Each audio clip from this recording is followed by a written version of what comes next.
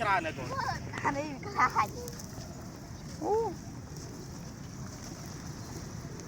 ទៅនេះមិនដឹងហើយបាច់តិចវាមកតិចបាច់ច្រើនមកច្រើនមកវាតាមកូនទៅនេះមកក្រោយចាំចាំធំចាជំរាបសួរបងប្អូនទាំងអស់គ្នានេះគឺជាសកម្មភាពក្រុមគ្រួសារខ្ញុំទៅព្រះធានីភ្នំពេញដើម្បីទស្សនាព្រះបរមរាជវាំងឃើញថាកូនខ្ញុំគឺគាត់សប្បាយចិត្តខ្លាំងណាស់ព្រោះនេះជាលើកដំបូងហើយដែលគាត់បានមករាជធានីភ្នំពេញហើយគាត់បាននាំគ្នាទៅ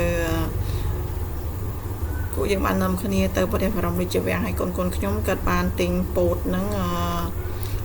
ឲ្យចំណីសត្វព្រាបចាគាត់ថាគាត់សប្បាយមែនទែនពេលដែលគាត់ត្រឡប់មកសៀមរាបវិញគាត់ថាគាត់ពិតជាមានអារម្មណ៍ថាសប្បាយខ្លាំងណាស់ហើយគាត់ចង់ទៅលេងទៀតចាហើយខ្ញុំជាម្ដាយក៏មានអារម្មណ៍ថាសប្បាយដែរដោយសារឃើញកូនទាំងពីររបស់ខ្ញុំសប្បាយ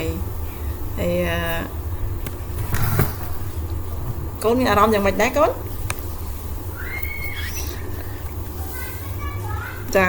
សកម្មភាពនេះគឺជាអនុស្សាវរីយ៍ល្អហើយពេលដែលយើងបានទៅឃើញអញ្ចឹងឃើញយើងឃើញការឲ្យចំណីសត្វអញ្ចឹងយើងមានអារម្មណ៍មួយថាសប្បាយរីករាយស្រស់ថ្លាហើយស្រស់ស្រាយមានអារម្មណ៍ថាយើងបានបញ្ចូលធម៌ពលជីវិតរបស់យើងបាននឹងបញ្ចូលសាកថ្មជីវិតឲ្យជីវិតយើងរីករាយទន្ទឹមនឹងការធ្វើការក៏យើងត្រូវតែមានពេលវេលាខ្លះដើម្បីលំហែសម្រាប់គ្រួសារចាអរគុណច្រើនសម្រាប់ការទស្សនាវីដេអូនេះសង្ឃឹមថាបងប្អូននឹងចូលរួម Subscribe ទាំងអស់គ្នាសូមអរគុណ